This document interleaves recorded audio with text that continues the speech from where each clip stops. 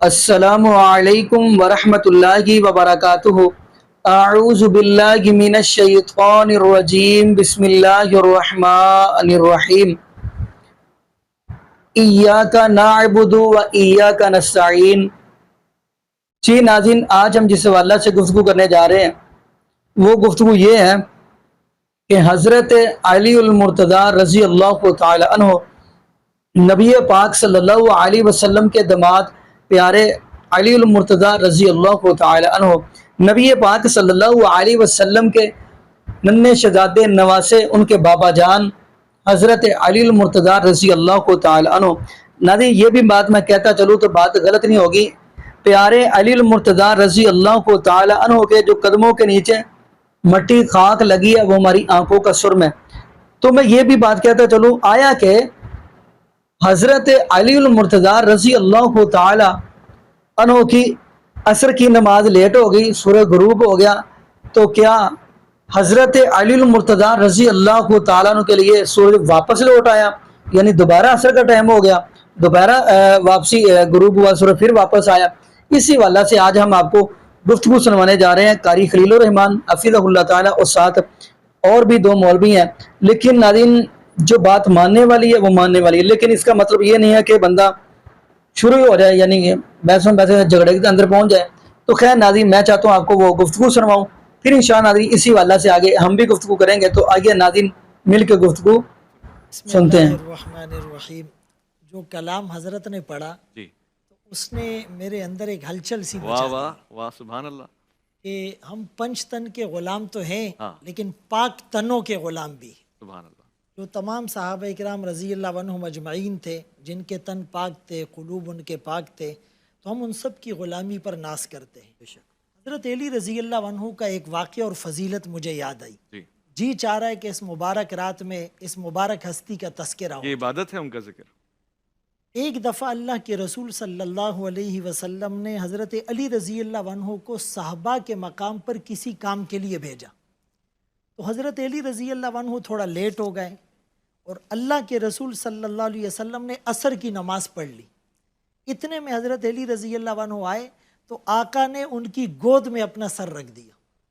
کتنی مبارک گود تھی، ہائے ہائے اللہ اکبر، جس میں آقا نے اپنا سر رکھا، ہائے ہائے، اور آقا اس میں سو گئے۔ بعض روایات میں آتا ہے کہ آپ پہ وہی نازل ہو رہی تھی۔ تو حضرت علی رضی اللہ عنہ نے ابھی تک عصر کی نماز نہیں پڑھی ہے، اللہ اکبر۔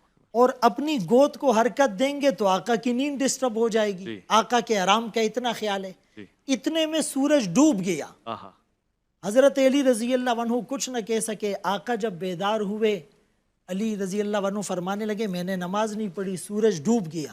تو اللہ کے رسول کے الفاظ سنیے گا، جی، آپ نے فرمایا اے اللہ، اگر علی فی طاعتک و طاعت رسولک، اللہ اگر یہ آپ کی اطاعت اور آپ کے رسول کی اطاعت میں تھا، ہاں، اور دوسری جگہ فرمایا احتبس بنفسہ علی نبی، آہا، علی نے اگر اپنے آپ کو آپ کے نبی کی محبت میں روکا ہے ہاں، تو آپ بھی سورج کو لوٹا دیں۔ ہائے ہائے ہائے، حضرت علی کی نماز کو پورا کرنے کے لیے اللہ نے سورج کو لوٹا دیا۔ سبحان اللہ، رد الشمس ہو گیا۔ اور یہ واقعہ، اس کو امام طحاوی نے شرح مشکل الآثار کے اندر لکھا، امام طبرانی نے اس کو معجم الاوسط کے اندر لکھا، واہ، قاضی ایاز رحمۃ اللہ علیہ نے اس کو شفا کے اندر لکھا، جلال الدین سیوطی رحمۃ اللہ علیہ نے اس کو خصائص کبریٰ کے اندر لکھا۔ ڈاکٹر قاری خلیل الرحمان جاوید صاحب کے یہاں تشریف فرمائے۔ ظاہر ہے تھوڑی سی تشنگی جو باقی رہ گئی وہ مٹا لوں، اس رات کو مزید سمجھنے کی کوشش کروں، اور یہ سوال بھی پوچھ لوں کہ صحابہ کرام رضوان اللہ تعالیٰ اجمعین کا کیا انداز ہوتا تھا اس رات کو لے کے، کیسے گڑ گڑاتے تھے، کیسے مانگتے تھے وحد اللہ شریک سے، اور کیسے عطائیں ہوتی تھیں؟ مجھے تھوڑا سا آج فضل سبحان صاحب کے اندر قریشی صاحب کی روح بھی آپ نظر وضاحت آئی کریں، ہے، وضاحت کریں۔ تو اس لیے نہیں آپ کر لیں پھر انشاءاللہ میں۔ اچھا، بسم اللہ الرحمن الرحیم۔ پہلی بات تو یہ ہے جو میرے بھائی محترم فضل سبحان صاحب نے جو روایت بیان کی ہے، مختلف کتابوں کے حوالے بھی دیے، کسی بات کا کتابوں کے اندر موجود ہونا اس بات کی صحت کی دلیل نہیں ہوتا۔ اچھا، بہت ساری باتیں کتابوں کے اندر موجود ہوتی ہیں، لیکن محدثین کی نظر میں وہ صحت کے درجے کو نہیں پہنچ رہی ہوتی۔ بہت ساری باتیں موجود ہوتی ہیں، جیسے میں نے شاید اس سے پہلے بھی آپ کو مثال دی انہی پروگراموں میں کہ دعوے تو بہت سارے ہوتے ہیں دنیا کے اندر، جیسے یوسف علیہ السلام کے بھائیوں نے بھی دعویٰ کیا کہ یوسف کو بھیڑیا کھا گیا، اور انہوں نے ثبوت کے طور پر ثبوت بھی دیا اور کرتے کو خون لگا کر پیش بھی کیا، لیکن دعویٰ بھی جھوٹا تھا، ثبوت بھی جھوٹا تھا۔ اچھا، موجود تو ہو گئی بات، آ بھی گئی، انہوں نے پیش بھی کر دی اور باپ کے سامنے وہ چیز پیش بھی کر دی، لیکن اس کو پروف کو ثابت کرنا ہوتا ہے۔ صحیح۔ یہ محدثین کا جو طریقہ کار ہے، کسی بھی محدثین نے اس طرح کی روایت کو صحیح نہیں کہا، سب ضعیف ترین روایت۔ کس طرح کی؟ آج تک سورج کسی شخص کے لیے واپس نہیں آیا، البتہ کچھ روایات میں صحت کے ساتھ ایک بات یوشع بن نون کے لیے آئی ہے، لیکن میں رسول اکرم صلی اللہ علیہ وسلم کے بارے میں بخاری شریف میں یہ موجود ہے، آپ ایک سفر پر تھے، صحابہ بھی تھے، راستے میں رات پڑ گئی، آپ نے سیدنا بلال رضی اللہ تعالیٰ عنہ کو مامور کیا کہ آپ جاگتے رہنا تاکہ فجر میں آپ ہمیں اٹھانا، چونکہ وہ مؤذن بھی تھے، جی، اذان بھی وہ دیں گے۔ تو حضرت بلال بھی گرمی کی رات تھی اور تھکے ہوئے وہ بھی تھے، ایک اونٹ کا سہارا لے کر کے بیٹھے اور سیدنا بلال کی آنکھ لگ گئی، جی، سورج نکل آیا، کسی بھی صحابی کی آنکھ نہیں کھلی، جی، حتیٰ کہ رسول اللہ صلی اللہ علیہ وسلم کی بھی آنکھ نہیں کھلی، بلال کی بھی نہیں کھلی، سورج نکل آیا اور سب سے پہلے جناب محمد رسول اللہ صلی اللہ علیہ وسلم بیدار ہوئے اور آپ غضبناک بھی ہوئے۔ فرمایا بلال ہم نے تمہیں ذمہ داری سونپی تھی اور تمہیں بٹھایا تھا اس لیے کہ تو صبح ہمیں جگائے گا اور تو خود ہی سو گیا۔ انہوں نے کہا یا رسول اللہ صلی اللہ علیہ وسلم، جو چیز آپ پر غالب آ گئی وہ مجھ پہ بھی غالب آ گئی، میں نے عمدن ایسا نہیں کیا۔ جیسے یوشع بن نون کہہ رہے تھے موسیٰ علیہ السلام کو، جی، وہی سورہ کاف کا واقعہ۔ تو آپ نے فرمایا جلدی سے یہاں سے نکلو، یہاں شیطان کا پڑاؤ ہے، یہاں شیطان کا پڑاؤ ہے، یعنی جس جگہ رسول اکرم صلی اللہ علیہ وسلم کی ایک نماز قضا ہوئی، آپ نے فرمایا یہاں شیطان کا پڑاؤ ہے۔ اس سے میں ایک ریلیٹڈ بات یہ بھی کرتا جاؤں، جس گھر میں ہماری روزانہ نمازیں قضا ہوتی ہوں گی وہ گھر شیطان کا مسکن نہیں ہوگا، یقیناً وہ مسکن ہوگا۔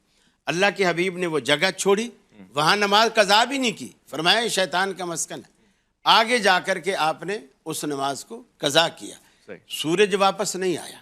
اچھا، میں سمجھتا ہوں اس کائنات میں اس آخری امت کے اندر اگر کوئی مستحق تھا صحیح، جس کے لیے سورج واپس لوٹتا تو وہ صرف آمنہ کا لال تھا، صحیح، جناب محمد رسول اللہ صلی اللہ علیہ وسلم۔ جب اس کے لیے بھی نہیں لوٹا صحیح، تو پھر دنیا میں آپ سے بڑا کوئی نہیں ہے، شک القمر بھی نہیں ہوا۔ جس وہ ایک الگ معجزہ، ہوا نا؟ دیکھیں بات کو نہ نہیں، میں بگاڑیں، پوچھنا چاہ رہا ہوں شک معلومات کے لیے۔ اگر وہ ایک اجازت معجزہ ہو- ہے، وہ ایک الگ چیز، یہ معجزہ وہ اللہ نہیں کے ہے۔ رسول کا اگر معجزہ۔ جی مفتی صاحب، دیکھیں سب سے پہلے تو میں قاری صاحب کی جرت کو سلام کرتا ہوں کہ حدیثوں کو جس طرح بے باک انداز سے یہ کہہ دیتے ہیں نا ہاں، کہ یہ غلط ہے، یہ دعویٰ غلط ہے۔ 4 کتابوں کے نام لیے اور یہ کتابیں یہ محدثین اور فقہا کی ہے، حقیقت، یہ ناول اور ڈائجسٹ نہیں ہے۔ جلال الدین سیوطی رحمۃ اللہ علیہ نے خصائص الکبریٰ میں، اور امام طحاوی رحمۃ اللہ علیہ نے شرح مشکل الآثار میں، احسن، امام طبرانی نے المعجم الاوسط کے اندر، ہاں، اور قاضی ایاز رحمۃ اللہ علیہ نے شفا کے اندر الشفا بتعریف حقوق المصطفیٰ صلی اللہ علیہ وسلم کے اندر لکھا۔ اور پھر- امام پھر- ذہبی نے میزان الاعتدال میں جی ماشاءاللہ، ایک اور حوالہ ہے۔ ابن تیمیہ 5 ہو رحمۃ گئے۔ اللہ علیہ نے منہاج السنہ میں اس حدیث کو ضعیف کہا، تو اس پر النہر الفائق کے اندر ان حضرات نے لکھا ہے کہ ان لوگوں کا ضعیف کہنا غلط ہے، اور پھر اس پر جو عون اور جو فضیل بن مرزوق کی روایت پر اعتراض تھا اس کا جواب دیا ہے، اچھا، اور اس کو حسن کے ساتھ ذکر کیا ہے۔ اگلی بات سنیں، امام بخاری رحمۃ اللہ علیہ جن کے حوالے دیتے ہوئے آپ نہیں تھکتے، انہوں نے التاریخ الکبیر کے اندر ان کو صحیح کہا، صحیح، ابن حبان رحمۃ اللہ علیہ نے الثقات کے اندر اس کو صحیح کہا، اللہ، امام مسلم کے صحیح مسلم کے جو رجال ہیں وہ اس کو روایت کرنے والے ہیں۔ تو خدارا تھوڑا سا خوف خدا ہو، اور آپ یہ کہہ سکتے ہیں کہ میرے مطالعے میں نہیں ہے، یا مجھ تک جو راوی یا سند پہنچی ہے اس میں اس کو صحیح نہیں سمجھتا۔ جہاں تک آپ نے کہا کہ اگر یہ سعادت ملتی تو صرف آمنہ کے لال عبداللہ کے نور نظر کو ملتی، یہ سعادت اب بھی انہی میں انہی کو ملی، انہی کے حکم۔ جی ناظرین، آپ نے یہ ویڈیو ملاحظہ فرمائی، تو ناظرین آپ نے قاری خلیل الرحمان حفظہ اللہ تعالیٰ کی بھی گفتگو سنی اور بریلوی جو عالم دین ان کی بھی آپ نے گفتگو سنی۔ تو ناظرین کہیں بھی یہ ایسی بات نہیں آئی کہ اگر یہی بات ہے تو آپ دیکھیں گے نبی پاک صلی اللہ علیہ وسلم کی موجودگی کے اندر حضرت ابو بکر صدیق رضی اللہ تعالیٰ نے بھی نمازیں پڑھائی ہیں، 17 غالباً نمازیں پڑھائی ہیں. تو لیکن ایسی بات نہیں آئی، بلکہ آپ نے قاری خلیل الرحمان حفظہ اللہ تعالیٰ سے وہ بھی حدیث سن لی ہوگی جب نبی پاک صلی اللہ علیہ وسلم نے فرمایا تھا کہ پیارے بلال رضی اللہ تعالیٰ آپ نے خیال کرنا ہے تو آپ نے ہمیں اٹھانا ہے. تو آپ کو پتہ ہے حضرت بلال رضی اللہ تعالیٰ فرمانے لگے کہ اللہ کے محبوب علیہ السلام جی، جس رب العالمین نے آپ کو سلا دیا اس رب العالمین نے مجھے بھی سلا دیا. تو خیر ناظرین، اس وقت بھی سورج واپس آ سکتا تھا. تو لیکن ایک چیز میں اور بھی بتاتا چلوں، آپ اس معاشرے کے اندر دیکھیں گے ایک چیز اور، آیا کہ حضرت علی المرتضیٰ رضی اللہ عنہ مشکل کشا ہیں، یہ بھی میں مسئلہ سمجھاتا چلوں، لیکن آپ معاشرے کے اندر دیکھیں گے. لیکن ایک چیز آپ نوٹ کریں گے، سورۃ الفاتحہ پڑھیں گے نا، یہ قرآن پاک کی ماں ہے، ام القرآن کہا گیا ہے. اس کے کئی نام ہیں، سورۃ الفاتحہ، ام القرآن، ام الکتاب، سورۃ الشفاء، الصبر المثانی، کئی نام ہیں، لیکن ان کو ام الکتاب بھی کہا جاتا ہے سورۃ الفاتحہ کو، یعنی قرآن پاک کی ماں. لیکن ناظرین اگر بندہ دنیا دار، میں دنیا دار کی بات کرنے لگا ہوں، دنیا دار ماں کی جو بندہ بات نہیں مانتا تو لوگ اس کے بارے میں کیا کہتے ہیں، کتنا یہ نافرمان ہے، کیا کچھ باتیں کرتے. لیکن یہ قرآن پاک کی ماں ہے. قرآن پاک کی ماں ہمیں اس چیز کا سبق دے رہی ہے کہ جو بھی ہیں، آیا کہ حضرت علی المرتضیٰ رضی اللہ عنہ بھی رب کے سامنے یہی الفاظ کہتے تھے سورۃ الفاتحہ کے اندر، ایاک نعبد و ایاک نستعین. آخر وہ بھی سورۃ الفاتحہ پڑھتے ہی ہوں گے نا، ایاک نعبد و ایاک نستعین. کیا مطلب کہ اللہ میں تیری ہی عبادت کرتا ہوں، تجھی سے مدد مانگتا ہوں. یعنی سورہ فاتحہ ہمیں یہ سبق بتلا رہی ہے کہ ایاک نعبد و ایاک نستعین پڑھنے والے سارے کے سارے حاجت مند ہیں. اللہ اکیلا ہی مشکل کشا ہے، اللہ اکیلا ہی حاجت روا ہے، اللہ اکیلا ہی غوث الاعظم ہے، اللہ اکیلا ہی بگڑیاں بنانے والا ہے، اللہ اکیلا ہی پوری دنیا کی پکار کو سننے والا ہے.